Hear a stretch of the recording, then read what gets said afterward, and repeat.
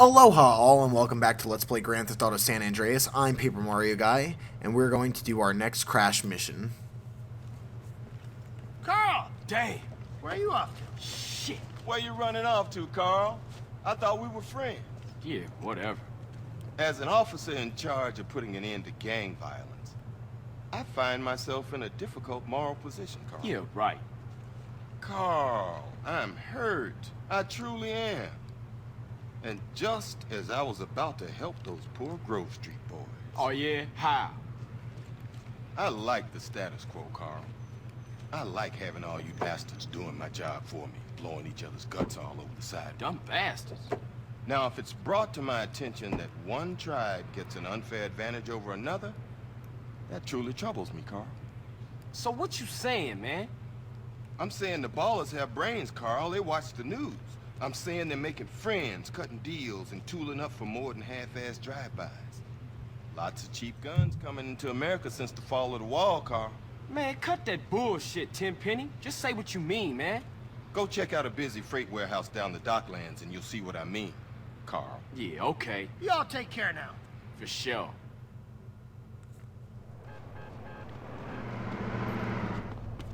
Alright, so I've been alluding for the last however many episodes that things are getting a little bit more serious in Carl Steve Harsey Johnson's life.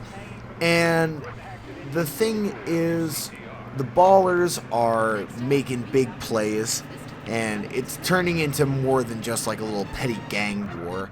And we're going to be starting to deal with some more difficult enemies.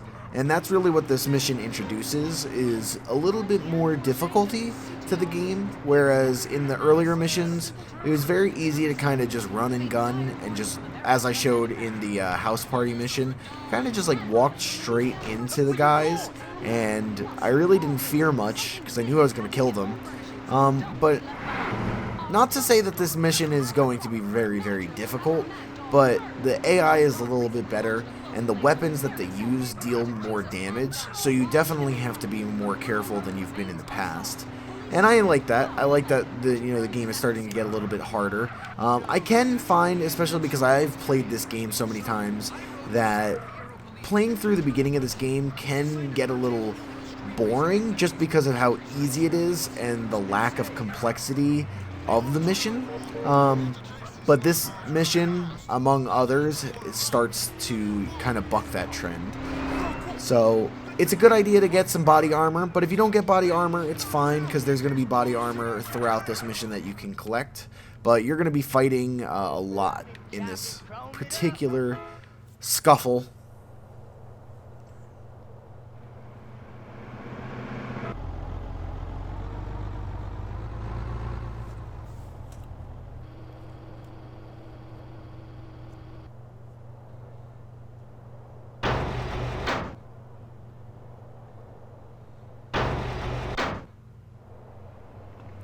Okay, so there's a couple different strategies to how you can do this mission.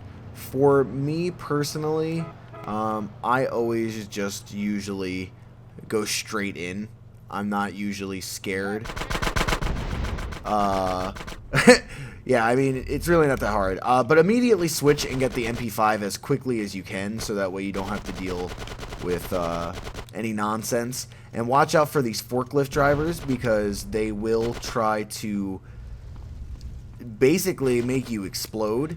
And it's very easy because they have explosive barrels on the front. Alright, so this guy has AK-47, right? Is that what he dropped? No? Oh, was he just using the MP5? Possibly. Alright. So watch out. We're looking for a particular guy, and when we find him, we're really going to have to chase him down and pump like our full clip into him. And so that's one of the main things that you want to focus on in this mission, is once you get to your target, just don't worry about anybody else at that point. You know, solely focus on getting that guy done. Because this is one of those missions, I'm pretty sure, where as long as you kill the target, it ends right then and there. And you don't want to let him get in the car and then have to chase him down and all that shit. Like, it's more work than you need. Okay. So, I definitely recommend crouching, shooting the barrels, being careful that you don't get too close when you do shoot those barrels, so that way you don't kill yourself. But again, crouching will always increase your accuracy, so that's always a safe bet to help yourself out. And then back here is an AK-47, which I think is a smart thing to pick up because it does more damage and it has longer range. So equip the MP5 when you're coming up this staircase, because this is where the guy is going to be. And I would say, honestly, like, sprint past him. And then... Yeah, okay. So see, he's going to try to get away. Oh, why are you not focusing on the right guy? Asshole. Ah, see? This can be annoying because of this. I don't know. It targeted every single other person except for this guy. Alright.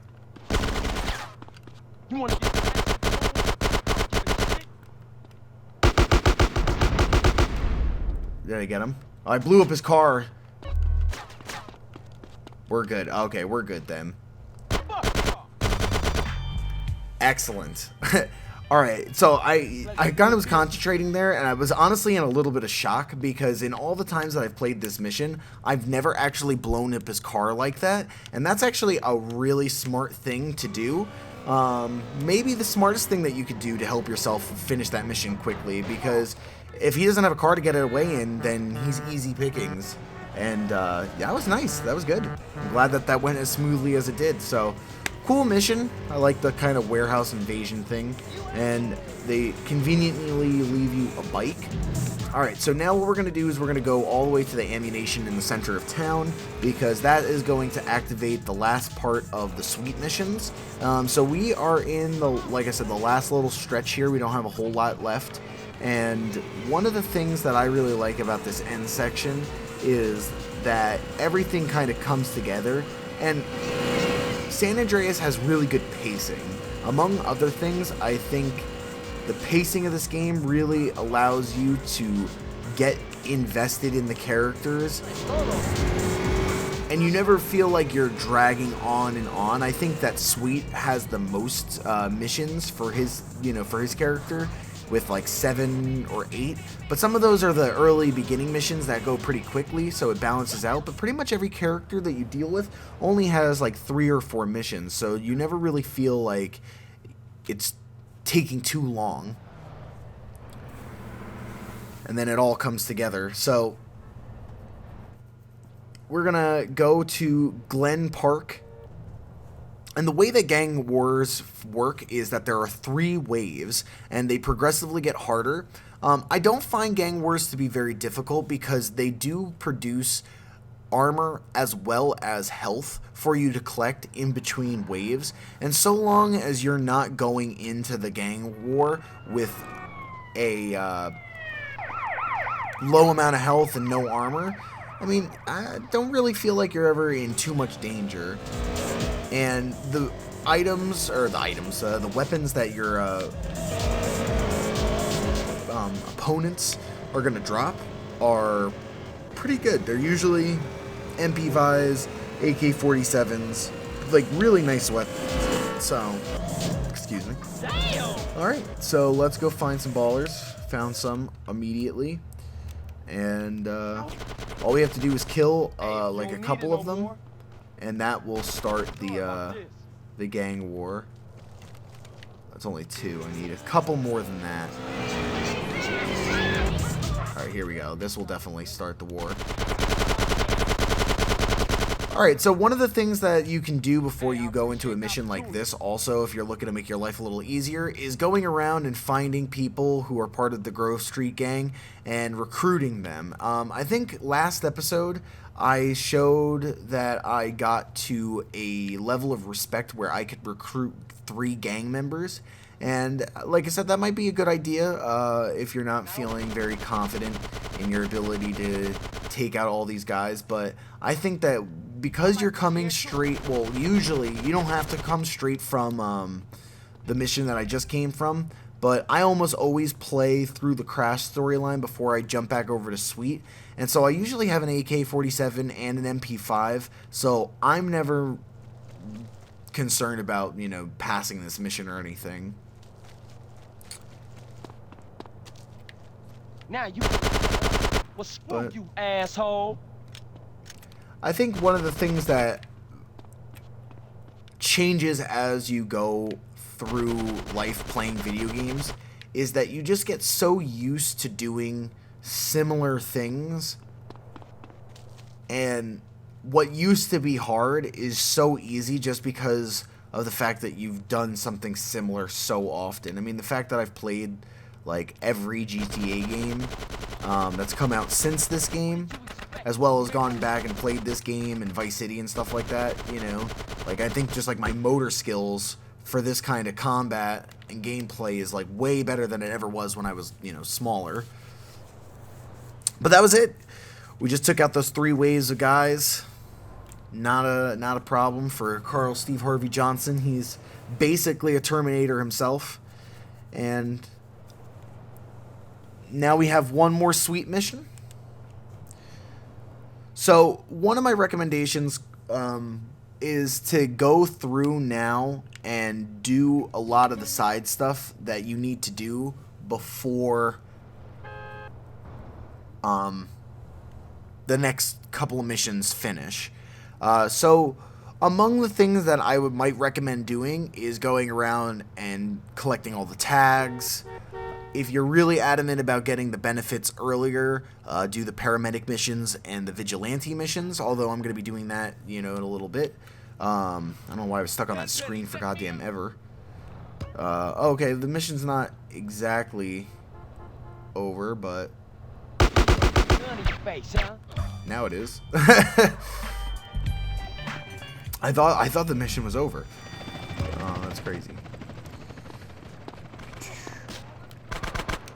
Yeah, so like I was saying, going through doing the tags.